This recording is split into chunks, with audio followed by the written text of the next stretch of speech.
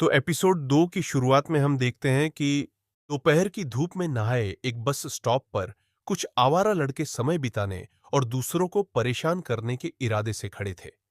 तभी रेलिंग के सहारे टिके भूरे बालों वाले लड़के की नजर सड़क किनारे खड़ी एक शांत लड़की पर पड़ी। होठों पर तिरछी मुस्कान लाते हुए उसने ताना मारा, नंबर 7 हाई स्कूल की पढ़ाकू लड़की, तुम सच में अंधी हो क्या? लड़की ने अपने बैकपैक की पट्टी कसकर पकड़ ली। सिर झुकाए और काले चश्मे के पीछे आंखें छिपाए वह मन ही मन सोचने लगी, ये लोग यहां क्या कर रहे हैं? उस लड़के के पास ही एक लंबा तीखे नैन नक्श वाला युवक खड़ा था। उसके चांदी जैसे सफेद बाल और काली लेदर जैकेट उसे बाकी सबसे अलग बना रहे थे। वह लड़की को ठंडी नजरों से देख रहा था, जबकि उसका दोस्त रौब झाड़ते हुए बोला, तुम हमारे इलाके में क्या कर रही हो? लड़की का दिल धक से रह गया। वह तुरंत समझ गई कि सामने कौन खड़ा है, इससे यहां मिलने की कितनी संभावना थी। तभी नीली जैकेट पहने एक और लड़का आगे आया और व्यंग्य से सिर झुकाकर बोला, तुम गूंगी भी हो, है ना? मुसीबत से बचने के लिए लड़की ने बिना कुछ कहे सिर हिला दिया। एक हल्की आवाज के साथ चांदी जैसे बालों वाले लड़के ने अपना मोटरसाइकिल हेलमेट नीचे रखा, फिर पीछे मुड़कर ऐसी मुस्कान दी जो आकर्षक भी थी और पूरी तरह मजाक उड़ाने वाली भी। ठीक है, उसने कहा, मैं तुम्हें घर छोड़ देता हूं, मुफ्त में। चलो, विकलांगों के प्रति थोड़ी हमदर्दी दिखाते हैं। उसके दोस्त ठहाके मारकर हंस पड़े। अरे बाप रे, विकलांगों के प्रति थोड़ी हमदर्दी दिखाओ? भूरे बालों वाला लड़का हंसते हंसते बोला, सड़क पार करने में मदद चाहिए क्या? नीली जैकेट वाले ने भी छुटकी ली। लड़की ने जबड़ा भींच लिया और मन ही मन प्रार्थना की, कृपया जल्दी से यहां से चले जाओ। लेकिन वे जाने वाले नहीं थे। चांदी जैसे बालों वाला लड़का उसके ओर करीब आया। उसकी नजर लड़की की पतली गर्दन, डीली स्कूल यूनिफॉर्म और नंबर 7 हाई स्कूल के बैच पर घूमी। काफी कमजोर और नाजुक लगती है। उसने मेटल का लाइटर जलाया। छोटी सी लौ उसके चेहरे पर झिलमिलाती छाया डालने लगी। लड़की के हाथ में पकड़ी लाठी देखकर वह बुदबुदाया, "त्स, क्या यह सच में डर गई है? बिल्कुल सीधी सादी बच्ची जैसी लगती है।" लाइटर बंद करते हुए उसने सीधे उसके बैग की ओर इशारा किया। तुम्हारे बैग में क्या है? दिखाओ।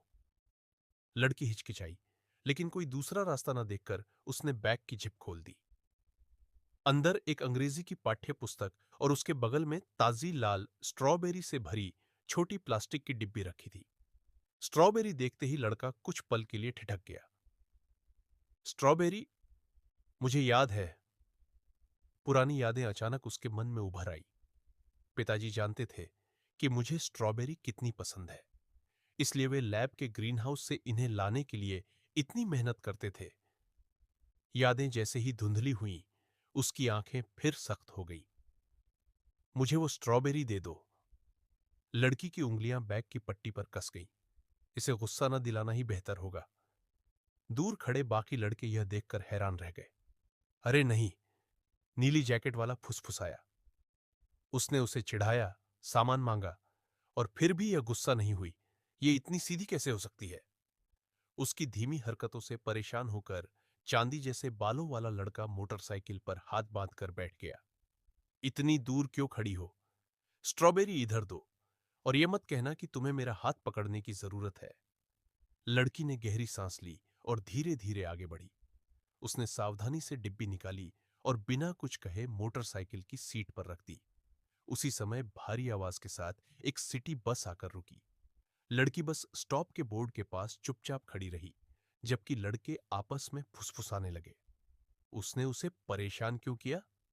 नीली जैकेट वाला बोला, क्या अंधी लड़की को डराकर उसे मजा आता है?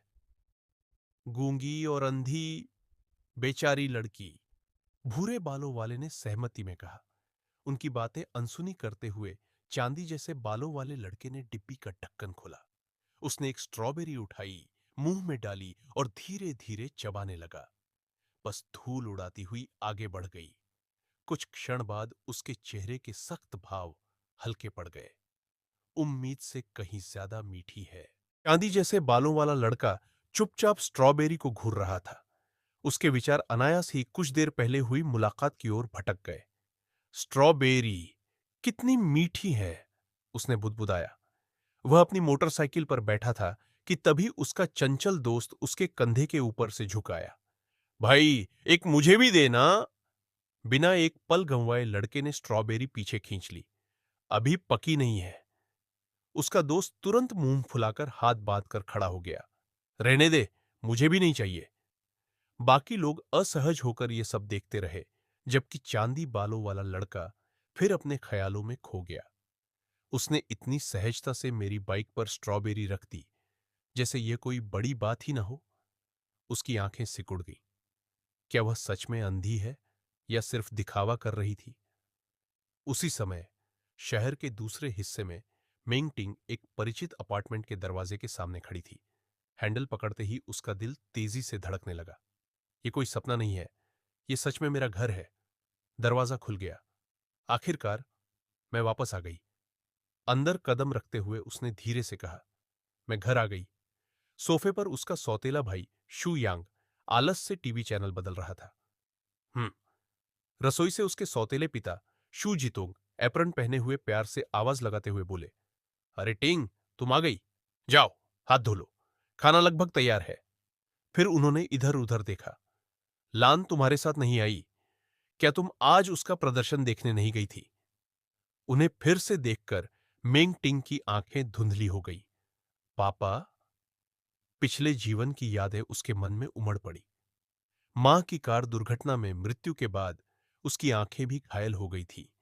फिर भी शू जितोंग ने तीनों बच्चों को अकेले पाला और कभी उसके साथ भेदभाव नहीं किया।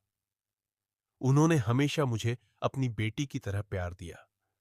उन्हें खाना बनाते देख उसने मन ही मन संकल्प लिया, इस दूसरे मौके के लिए मैं आभारी हूं।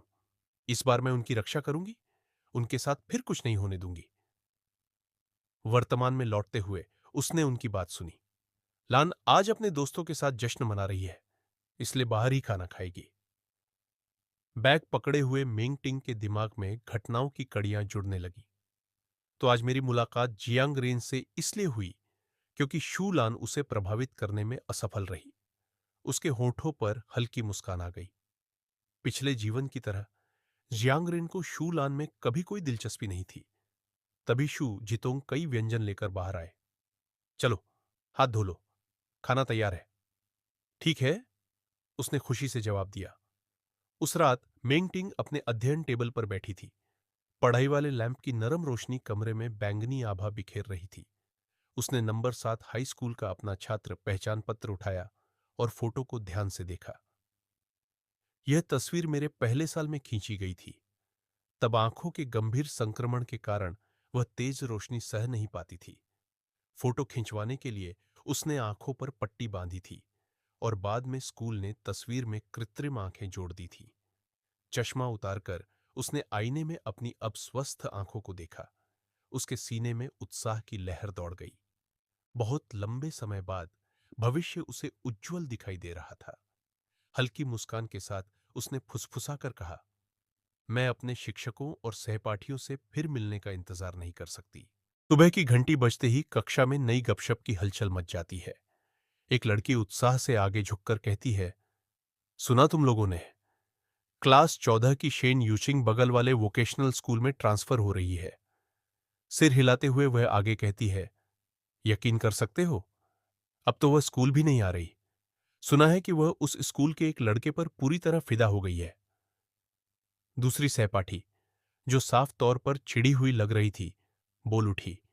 वह हमेशा खुद को सबसे खूबसूरत समझती थी और बाकी सबको नीची नजर से देखती थी।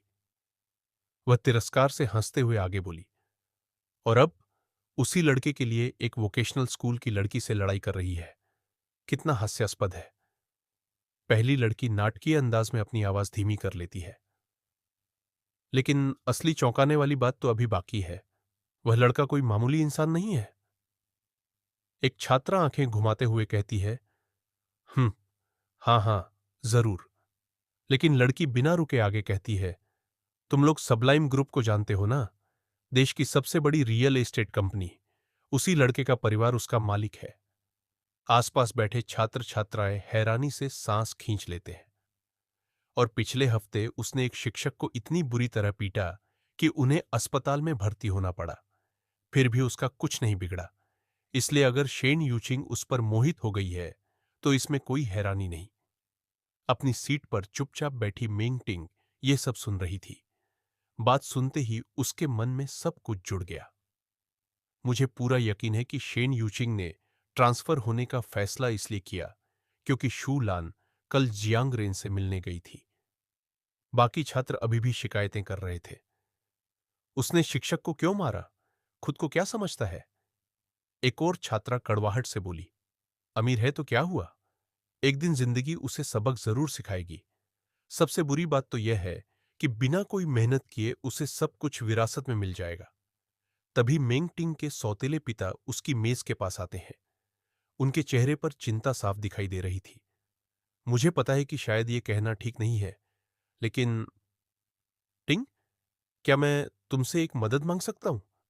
थोड़ा झिझकने के बाद वह कहते हैं, लान कल रात घर नहीं लौटी। उसने कहा था कि वह अपनी एक सहेली के घर रुकेगी। अब वह बड़ी हो गई है, इसलिए कुछ बातों में मैं दखल नहीं दे सकता। लेकिन मुझे डर है कि कहीं वह बहुत कम उम्र में किसी रिश्ते में पड़कर गलत फैसले न ले बैठे। उम्मीद भरी नजर से देखते हुए वो आगे कहते हैं, तुम इतनी समझदार लड़की हो, क्या तुम उस पर थोड़ा नजर रख सकती हो? मिंगटिंग कुछ पल चुप रह जाती है। अगर मैं शूलान के लिए वोकेशनल स्कूल गई तो शायद मेरी मुलाकात जियांगरेन से हो जाए। वे दोनों एक ही स्कूल में पढ़ते हैं। ये सोचकर उसे बेचैनी होने लगी। लेकिन मुझे जाना ही होगा। बस उम्मीद है कि उससे सामना न हो। वह खड़ी होती है, अपनी छड़ी उठाती है और सबके सामने दृष्टिहीन होने की अपनी छवि बनाए रखती है। एक सहपाठी उसे देखकर पूछती है, अरे टिंग, कहाँ जा रही हो? मेंग टिंग हल्का सा मुड़कर जवाब देती है, मेरी तबीयत ठीक नहीं है। क्या तुम मेरी तरफ से टीचर से छुट्टी की अनुमति मांग सकती हो? बिल्कुल, सहपाठी तुरंत कहती है। क्या मैं तुम्हारे साथ चलूं? मेंग टिंग हल्के से मुस्कुराती है। नहीं, मैं संभाल लूंगी। कुछ देर बाद वह नंबर 7 हाई स्कूल के गेट से बाहर निकलती है और बगल के फॉर्च्यून वोकेशनल स्कूल की ओर बढ़ जाती है। जैसे ही वह स्कूल के प्रवेश द्वार के पास पहुंचती है, आंगन से बहस की तेज आवाजें सुनाई देती हैं। तो क्या हुआ अगर तुम जियांग रेन की गर्लफ्रेंड हो? सब जानते हैं कि वो तुम्हारी जन्मदिन की पार्टी में भी नहीं आया था। चूलान अपनी बहन से कहती है कि वह वापस घर चली जाए और उसे सख्त चेतावनी देती है कि उस परफॉर्मेंस के बारे में किसी को भी पता नहीं चलना चाहिए। अलग होने के बाद उसकी बहन मन ही मन सोचती है कि भले ही वह और शूलान इस जिंदगी में पूरी तरह अलग रास्तों पर चल रहे हो, लेकिन उसका एक खास लक्ष्य है। वह किसी भी कीमत पर जियांग रेन को यह नहीं जानने दे सकती कि उस परफॉर्मेंस के पीछे असल में वही थी। ऐसा लगता है कि वह अपनी असली पहचान और प्रतिभा को उससे छिपाने के लिए अंधी होने का नाटक कर रही है। लेकिन आज किस्मत बिल्कुल उसके साथ नहीं है। जैसे ही वह स्कूल के खेल मैदान के पास से गुजरती है, एक बास्केटबॉल अचानक बाड़ के ऊपर से उड़कर आता है और उसके पैरों के पास आकर गिर जाता है। कोर्ट पर खड़ा एक छात्र इधर उधर देखकर यह जानने की कोशिश करता है कि कहीं गेंद किसी को लगी तो नहीं। तभी उसकी नजर उस पर पड़ती है। वह आवाज लगाता है और उससे गेंद उठाकर देने का अनुरोध करता है। लेकिन जैसे ही वह थोड़ा पास आता है, उसका चेहरा पहचान कर हैरान रह जाता है। अरे तुम! फिर वह तुरंत कोर्ट की तरफ मुड़कर चिल्लाता है, जियांग रेन, ये वही अंधी लड़की है जिसे हमने कल देखा था। यह सुनकर वह घबरा जाती है। उसे यकीन नहीं होता कि उसे जियांग रेन से ही टकराना था। वहां से जल्दी निकलने की कोशिश में वह सहज रूप से गेंद उठा लेती है, उसे जर्सी नंबर 8 पहने लड़के के हाथ में थमा देती है और कहती है, लो, गेंद पकड़ो, मैं चलती हूं। उसे लगता है कि वह आसानी से वहां से निकल जाएगी, लेकिन उसी पल उससे एक बड़ी गलती हो जाती है। आखिर वह तो अंधी होने का नाटक कर रही है। कोर्ट पर लाल जर्सी नंबर 5 पहने खड़ा जियांग रेन गेंद पकड़ते हुए उसे ध्यान से देखता है। जब उसे एहसास होता है कि उसने बिना किसी परेशानी के गेंद ढूंढकर वापस दे दी, तो उसके चेहरे पर हल्की मुस्कान आ जाती है। वह गेंद को नीचे गिराता है, उसकी तरफ बढ़ता है और गेंद को अपने पैर से रोक देता है। वह उसके बिल्कुल सामने आकर खड़ा हो जाता है। उसकी तेज नजरें लगातार उसी पर टिकी रहती है। लड़की घबराकर मन ही मन सोचती है, क्या चाहता है ये अब? तभी जियांगरेन एक ऐसा सवाल पूछता है जो उसके होश उड़ा देता है। तो तुम सच में अंधी नहीं हो, है ना? हकलाते हुए वह सिर्फ इतना कह पाती है, मैं। जियांगरेन तुरंत उसकी प्रतिक्रिया पर सवाल उठाता है। क्या हुआ? अगर तुम सच में अंधी हो तो ऐसे क्यों जम गई? वह अभी कोई बहाना सोच भी नहीं पाती कि जियांगरेन अचानक उसकी ओर हाथ बढ़ाता है। यह देखकर वह चौंक जाती है और तुरंत अपनी छड़ी को पीछे खींचकर बचाव की मुद्रा में आ जाती है। कोर्ट पर खड़े उसके दोस्त यह देखकर स्तब्ध रह जाते हैं। उन्हें एहसास हो जाता है कि मामला अब बहुत गंभीर हो चुका है। जियांगरेन उसके सामने खड़ा रहता है। उसकी पैनी नजरें लड़की पर टिकी हैं, मानो वह सब कुछ समझ चुका हो। और इसी के साथ उसका सबसे बड़ा राज उजागर होने के कगार पर पहुंच जाता है।